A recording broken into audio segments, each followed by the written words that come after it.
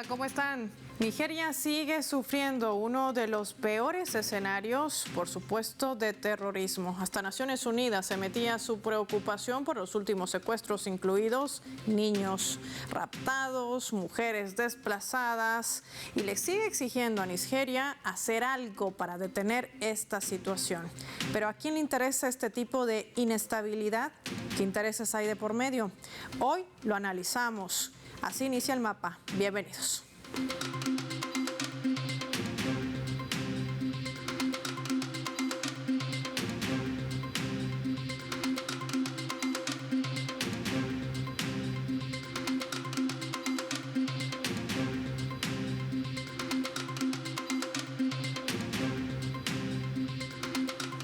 Les proponemos desplegar nuestro mapa y revisar algunos datos graficados para entender el impacto de lo que sucede en Nigeria.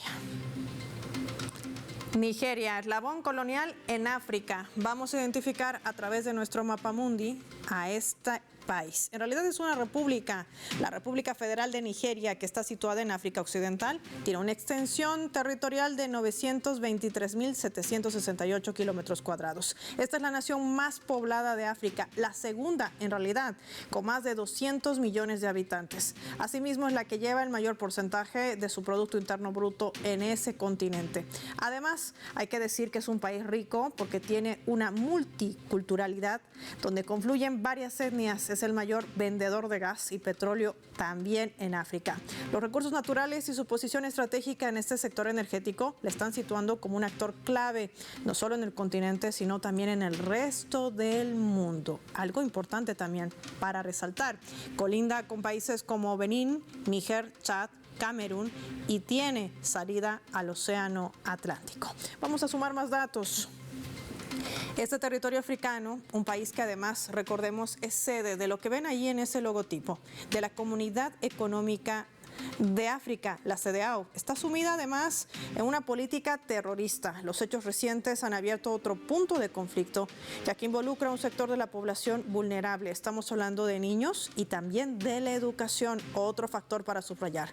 Hay una práctica allí muy frecuente de secuestros en escuelas que se generan a través de distintas bandas terroristas, identificadas allí con varios nombres. Una de las más conocida a través de algunos medios o portales es Boko Haram. Recordemos que el año pasado, según registros, desde julio del 2022 hasta junio del 2023, van más de 4.000 personas secuestradas. Se registraba un caso de 300 niñas en un internado. A Nigeria también la rodea por el norte los países de la Franja del Sahel. La ven allí de color naranja, que además varios de ellos, como Mali y Níger, se han declarado anticolonialistas. ¿Qué representa todo esto? Lo vamos a analizar con nuestros invitados.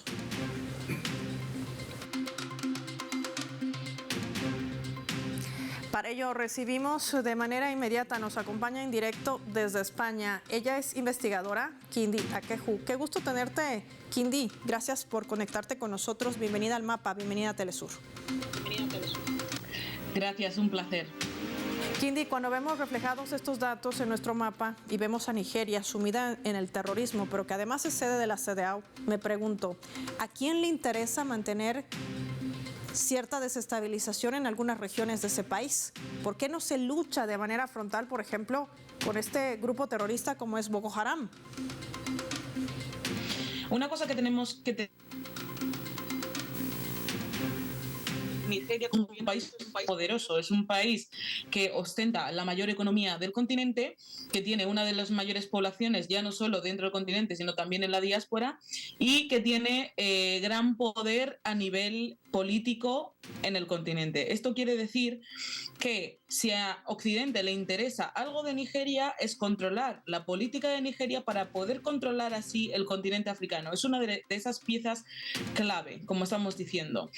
Nigeria, como bien has dicho, ostenta la presidencia de la CEDEAO, que es la Comunidad Económica de Estados de África Occidental. Pero esta comunidad económica no es más que un organismo creado por estos estados occidentales junto con el Fondo Monetario para asegurarse de que las economías africanas, sobre todo del oeste, que es donde estamos, porque esta organización está solamente en el oeste, estén atadas a las suyas, estén atadas a Occidente. Y y de esta manera sumirles una dependencia económica constante. El terrorismo en Nigeria no es algo de hoy. El terrorismo en Nigeria no es algo de hace un año o hace 2 años. Es algo que lleva pasando con Boko Haram desde 2009 y anteriormente. ¿Qué está pasando? Que el Estado, ahora mismo materializado en el presidente Bola Ahmed Tinubu, que de nuevo yo repito que Bola Ahmed es un... A propósito de esto, Kindy, nos gustaría preguntarte, mientras retomamos un poco el sonido, estamos hablando entonces de un país que además podría convertirse en un eslabón, así lo identificamos, de posible desestabilización en la región, porque sede de la CEDEAO, un país que además supeditado a los intereses de Occidente, sobre todo europeos y franceses, podría generar esta situación. ¿Es así?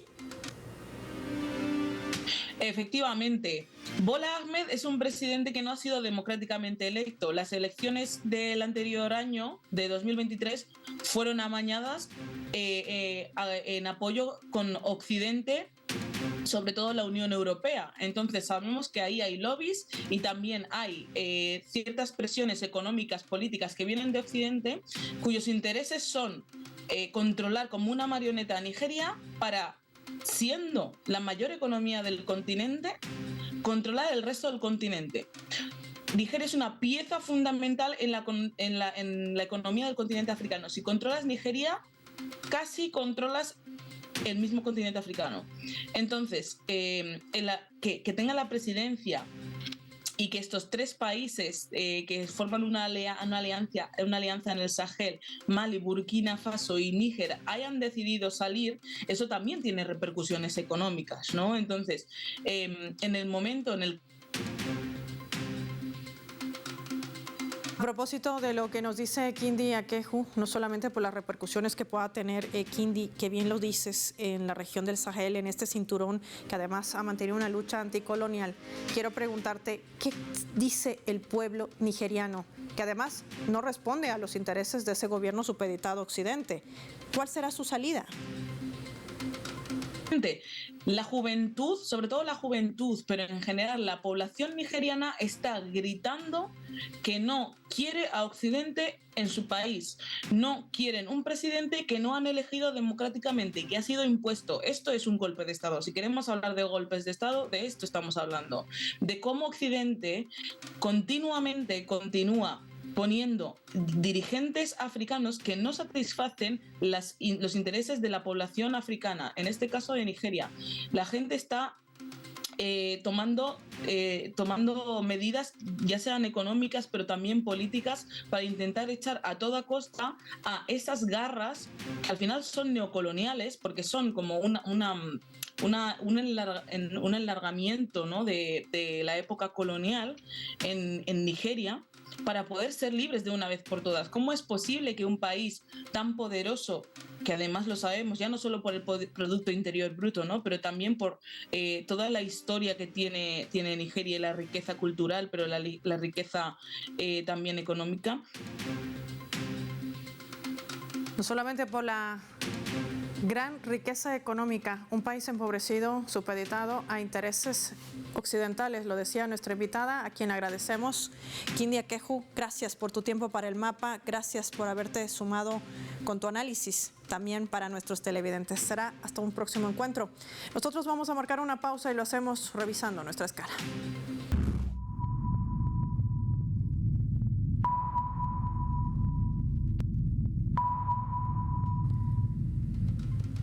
Esta vez a través de este portal web Sputnik, que está titulando lo siguiente, lo vamos a colocar en su pantalla.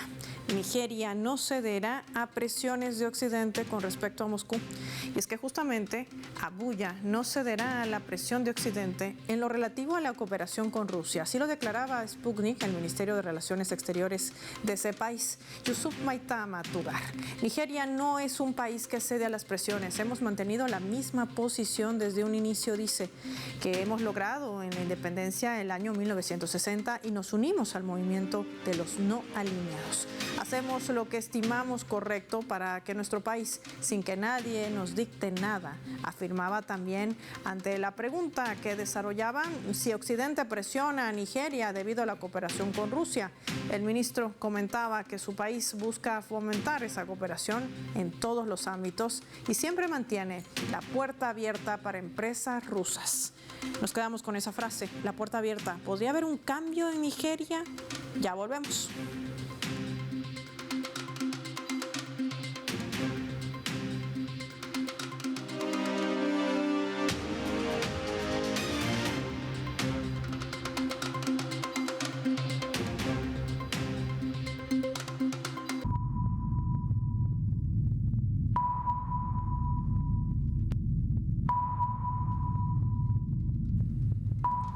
Sumamos otro elemento para el análisis a través de la fotografía.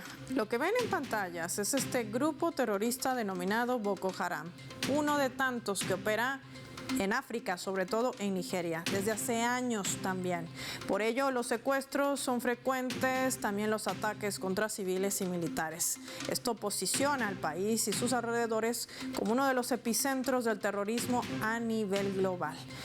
Por más grave que suene, suele ser lo común en distintos países de África, en donde el terrorismo, la corrupción y también la pobreza conviven en un ambiente muy difícil de habitar.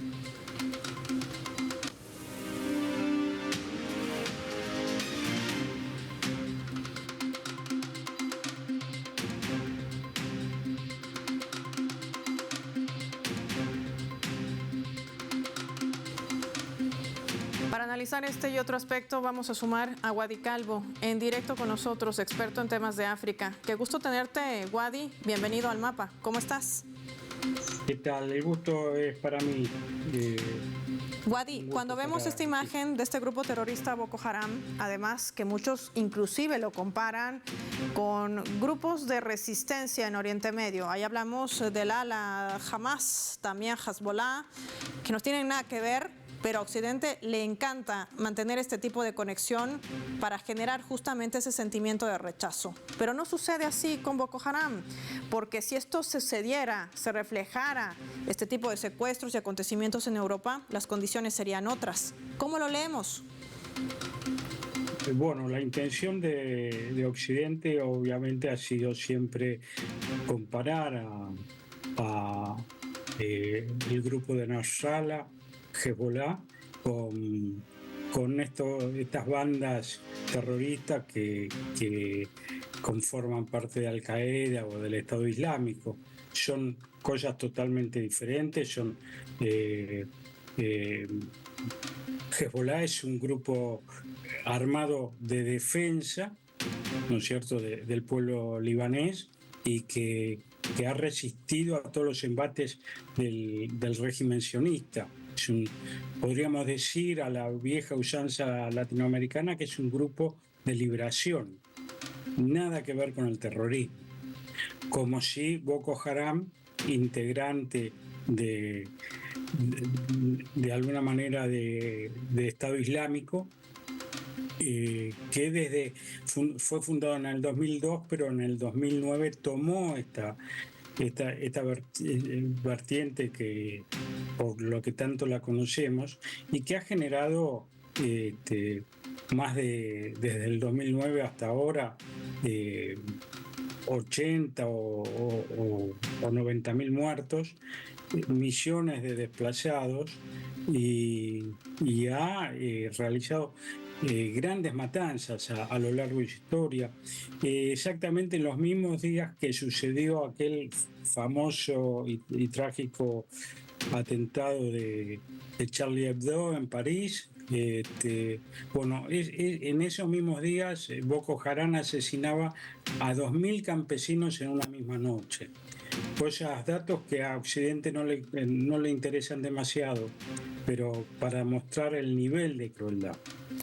Wadi, cuando vemos este tipo de escenarios, no puedo dejar de preguntarte.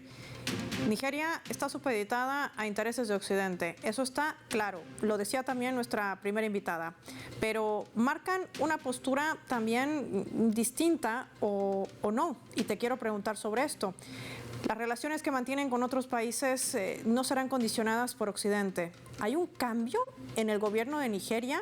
¿Estamos viendo quizás un despertar o cómo entenderlo?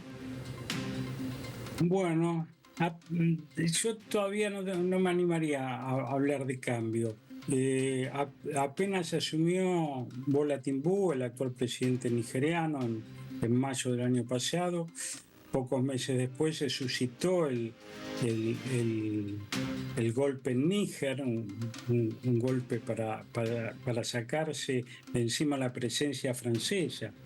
Y Bola Tinubu intentó, como en ese momento, no solo presidente de Nigeria, sino presidente de esta organización económica de África Occidental, intentó generar un foco de conflicto, no solamente con Níger, sino también con Mali y con Burkina Faso, porque son tres revoluciones hermanas que propugnaron la retirada de Francia de sus territorios. Tinubu hablaba por boca de Occidente, o mejor dicho, Occidente hablaba por boca de Tinubu, y intentó de alguna manera, amenazó con invadir Níger y demás, pero bueno, se tuvo que retrotraer.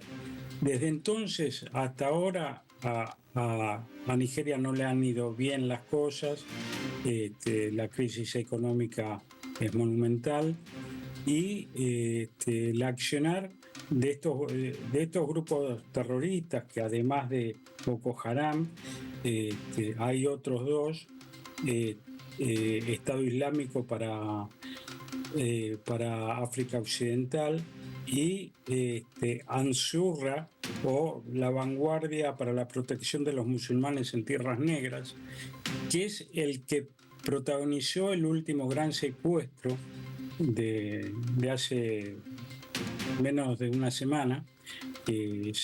Se llevaron cerca de 280 niños y maestros de una escuela, ¿no? Y estos grupos no los han podido contener. Wadi, te quiero proponer revisar nuestra leyenda para profundizar este tema, sobre todo haciendo énfasis en esta región del Sahel.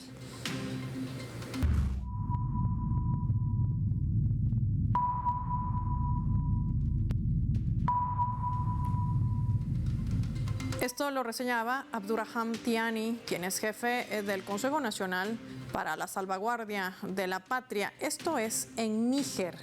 Él decía: nos negamos a reunirnos con una delegación estadounidense que venía a negociar. Después de 3 días de espera, el subsecretario de Estado estadounidense para África, un funcionario del Pentágono y el comandante del AFRICOM regresaron sin haber visto al presidente nigerino. Así lo sentenciaba también Tiani durante su declaración y el pronunciamiento oficial por parte de su gobierno.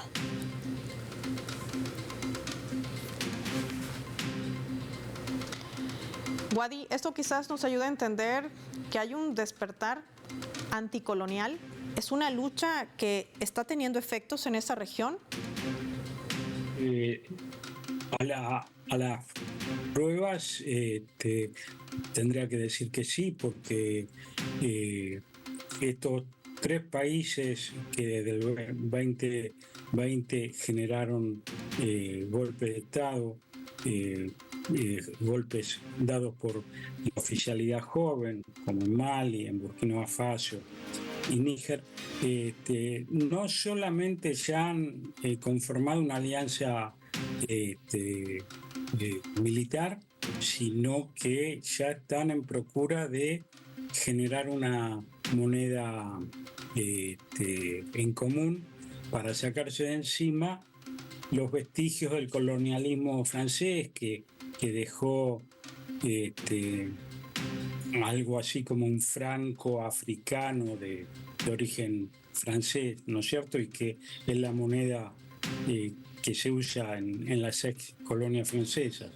Esto sería un duro golpe para Francia, uno más de lo que estas tres repúblicas les han dado desde el 2020, ¿no es cierto?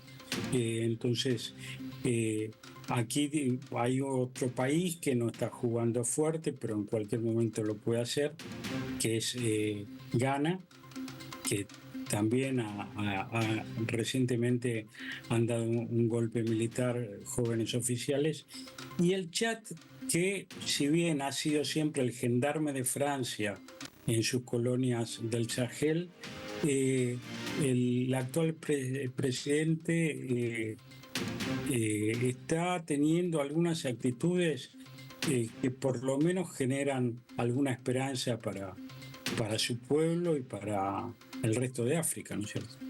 Las condiciones han cambiado, dirían algunos, volteando prácticamente el mapa al revés. No quiere migajas África, quiere desarrollo, pero sin el saqueo de sus recursos, sin condicionamientos y sin chantaje.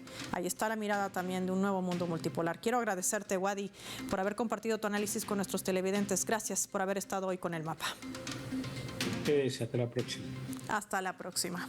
Momento de revisar nuestra coordenada.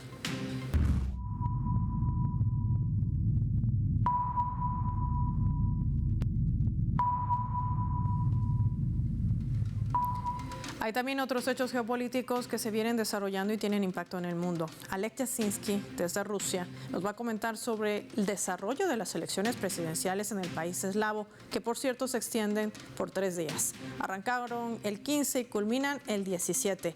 ¿Qué impacto tendrá para ese país y para el resto del mundo?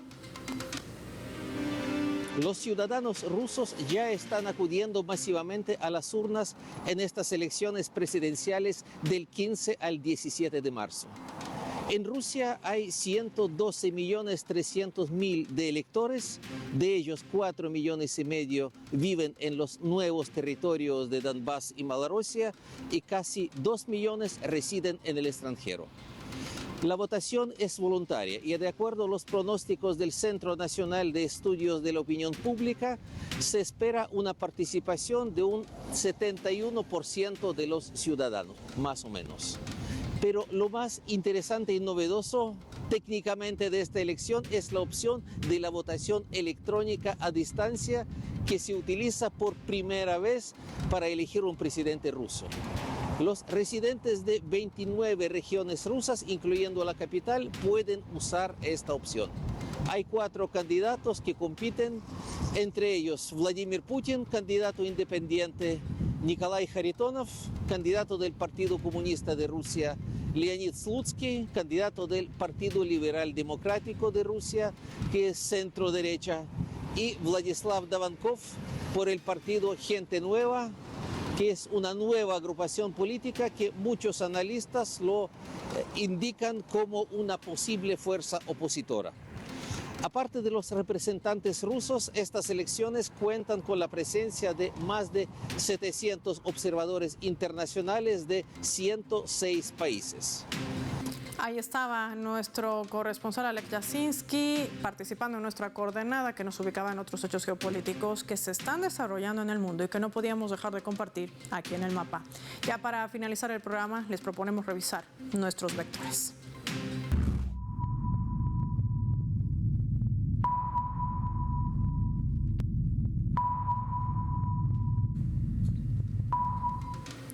Nuestro radar en el mapa hoy nos refleja las 3 claves sobre nuestro tema. 1. Terrorismo. Nigeria tiene un gobierno impuesto y le interesa mantener cierta inestabilidad en ciertas regiones de Nigeria. Por eso no acaba con grupos terroristas como Boko Haram. Eso le permite propagar los intereses de Occidente. Nigeria no es un país pobre, sino empobrecido. Podría ser una gran potencia, pero los lobbies y la CDAO la supeditan a esos intereses geopolíticos. 2. eslabón. Hay una larga historia colonial en África, por eso incomoda y alerta los procesos de sublevación con una mirada anticolonialista, como los países de la región del Sahel, Nigeria, Burkina Faso, Mali. Occidente sabe que no puede perder su eslabón para intentar atacar la soberanía de otros países, tratando de convertirse en una nación desestabilizadora en el continente africano. 3. Lucha anticolonial. Si miramos las condiciones del pueblo y los mensajes que emanan de ellos, podemos observar que en un futuro no habrá presión ni chantaje alguno que impida que esos pueblos del mundo se rebelen y se sumen con mayor fuerza a este mundo multipolar. Soy Paola Pérez y nos vemos en otra edición del Mapa.